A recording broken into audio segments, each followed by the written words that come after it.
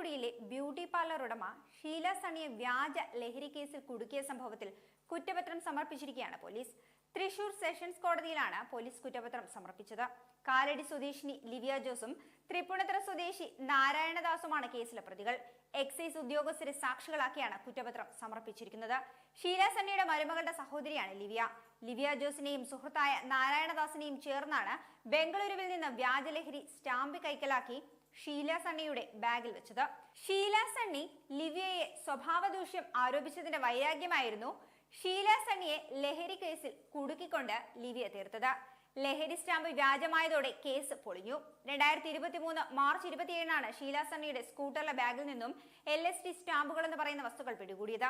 തുടർന്ന് 72 ദിവസം ഷീല സണ്ണി ജയിലിലായി.